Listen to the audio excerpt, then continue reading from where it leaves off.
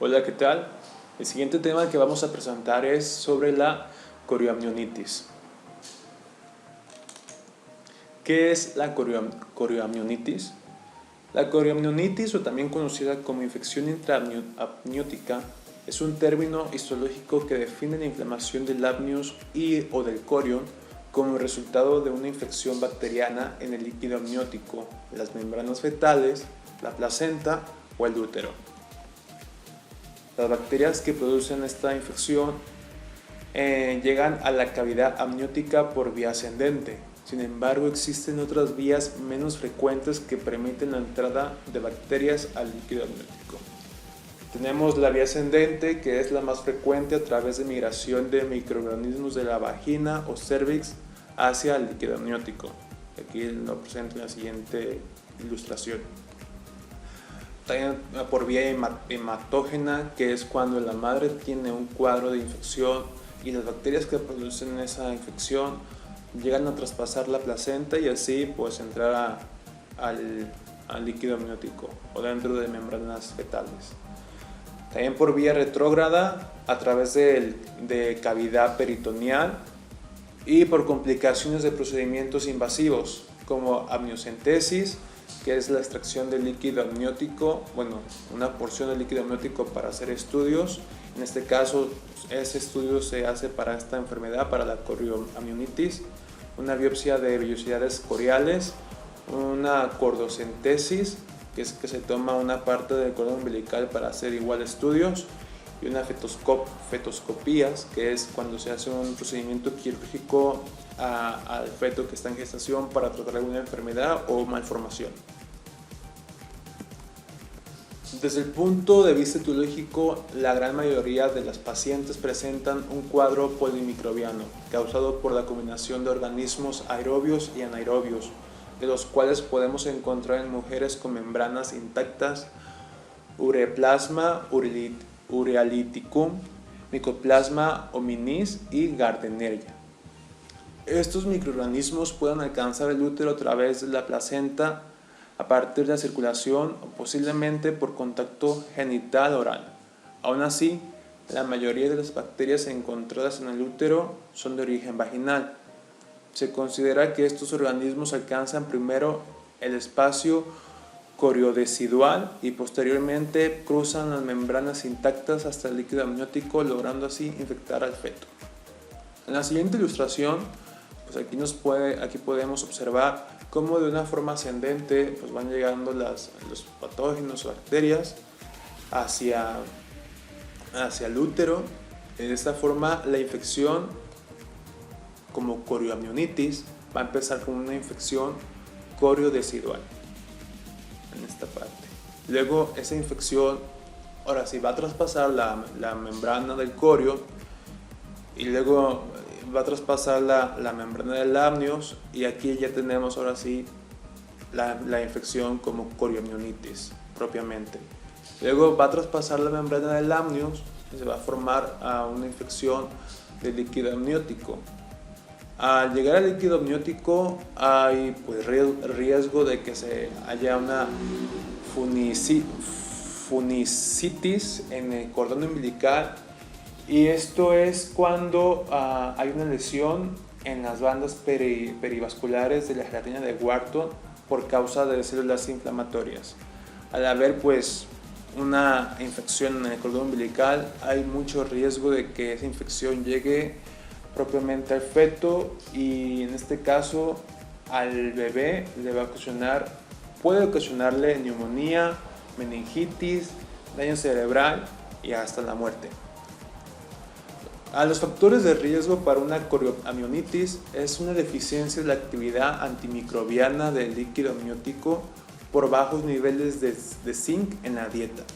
También es una desnutrición, un aumento del pH vaginal, ausencia del moco cervical como protector que es, el coito cerca del término. La bibliografía menciona que lo recomendable es no practicar coito, pero si se llegase a hacer, pues con protección, uso de condón. Tactos vaginales numerosos, más de 4, técnicas invasivas de diagnóstico y tratamiento, estados de inmunosupresión y el consumo de tabaquismo. En sí, el consumo de tabaquismo, alcohol y drogas, pero propiamente el tabaquismo es a nivel pulmonar, hay una actividad proteolítica. En este caso hay una síntesis, más bien, hay un rompimiento de proteínas, en este caso en membranas fetales, lo cual hace que se degrade su fuerza, su fortaleza y puede haber una ruptura prematura, ocasionando que haya pues, un mayor contacto del exterior al interior, al líquido amniótico. Las manifestaciones clínicas, el diagnóstico es básicamente clínico. Vale la pena recordar que hasta en un 80% el curso de la corioamnionitis es subclínico, o sea que no da ningún índice o ningún síntoma o signo. En la corioamnionitis clínica las manifestaciones más frecuentes son temperatura axilar materna igual o mayor a 38 grados centígrados, cuando no hay otra razón que pueda ser a causa de una infección urinaria, y tiene que ser acompañada de 2 o más de los siguientes signos: que haya taquicardia materna mayor a 100 latidos por minuto, taquicardia fetal mayor a 160 latidos por minuto, sensibilidad uterina, líquido amniótico purulento o de mal olor, leucocitosis materna mayor a 15.000 leucocitos, aumento de contractibilidad uterina y dolor o sensibilidad a la palpación abdominal.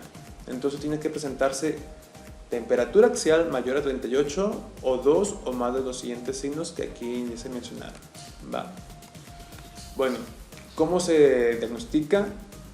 Pues como lo hemos comentado, la enfermedad de corioamnionitis en su 80% de proceso es clínico. Entonces, pues solamente hasta que llegue el momento de clínico y que arroje signos y síntomas, pues va a ser más fácil diagnosticarla. De igual forma, a veces pues los síntomas y signos se pueden confundir con otras enfermedades, por lo cual necesitamos el apoyo de estudios laboratoriales y de gabinete para confirmar dicho diagnóstico. Entre ellos tenemos el cultivo del líquido amniótico, que aquí de lo que se obtiene se puede determinar el recuento de leucocitos, y en condiciones normales el líquido amniótico no debe de tener leucocitos porque es estéril. Dice que también que la proteína C reactiva aumenta, y esto sucede 2 o 3 días antes de la sintomatología clínica. Y el tercer punto es la tinción de Gram, se realiza en líquido amniótico no centrifugado. Y leucocitosis materna mayor a 15.000 con desviación a la izquierda y neutrófilos. También se utilizan estudios de gabinete por medio de cardiotocografía, donde aquí se presentan trazos no reactivos como taquicardia fetal y contracciones uterinas que no responden a tocolíticos, y por medio de ecografía. El tratamiento, como hemos mencionado, la corioamnionitis es una enfermedad que presenta tanto bacterias gram positivo como gram negativos, y el medicamento tiene que cubrir también bacterias aerobias y anaerobias. Entonces aquí la combinación perfecta es que sea un beta-lactámico como penicilina o cefalosporinas y un aminoglicósido como la gentamicina. Entonces aquí sería como una clindamicina, gentamicina y ampicilina, gentamicina. Y una vez iniciado el manejo antibiótico, se recomienda que la terapia continúe durante el parto y posparto hasta que la paciente se encuentre sin criterios de infección durante 24 a 48 horas. Con respecto a si se debe de practicar cesárea, pues la corioamnionitis no es un factor para que se practique cesárea. Se prefiere el parto vaginal. En dado caso que se necesite practicar cesárea, pues se debe de tomar los siguientes puntos y los máximos cuidados. Por ejemplo, evitar el escurrimiento del líquido amniótico mediante el uso de compresas y el cambio de guantes para el cierre de la pared abdominal, y así evitar pues alguna infección en esa parte. Aquí pues hay una tabla donde se menciona la dosis de los medicamentos y el horario. Y prosiguiendo con los diagnósticos de enfermería, según Ananda y Nog, y la priorización que hice, es la hipertermia relacionado con corioamnionitis manifestado con taquicardia y diaforesis.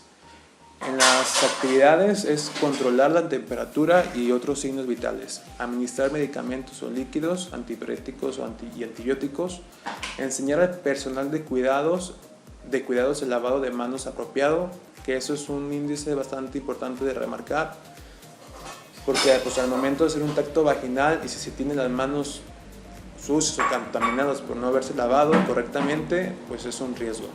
Utilizar jabón antimicrobiano para el lavado de manos que sea apropiado y el uso de guantes según lo exigen las normas de precaución universal. Y en las NOC es pues, ver si la temperatura cutánea ha disminuido y si los efectos terapéuticos se están presentando como queremos. El siguiente diagnóstico es dolor agudo relacionado con la palpación abdominal manifestado con incomodidad y taquicardia.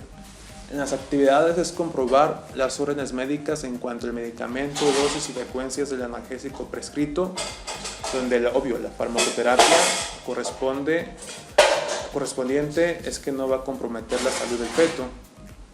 Y el siguiente punto es elegir la vía intravenosa en vez de la intramuscular para inyecciones frecuentes de medicación contra el dolor cuando sea posible, a observar signos no verbales de molestias, dar apoyo psicológico y verificar el nivel de molestia con el paciente, anotando los cambios en la historia clínica e informar a otros profesionales sanitarios.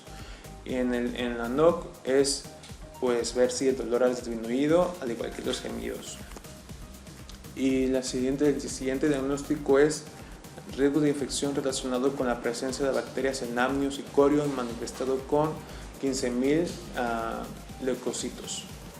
En las actividades es garantizar una manipulación aséptica de todas las vías intravenosas, vigilar el recuento absoluto de granulocitos, el recuento de leucocitos y la fórmula leucocitaria, mantener la asepsia para el paciente de riesgo, utilizar los antibióticos con sensatez y obtener muestras para cultivo si es necesario. Y en resultados, pues que las prácticas que reducen la transmisión ver si ha aumentado o disminuido, al igual que la fiebre. Y pues eso es todo sobre el tema de la corioamnionitis. Espero que les haya servido. Gracias por su atención.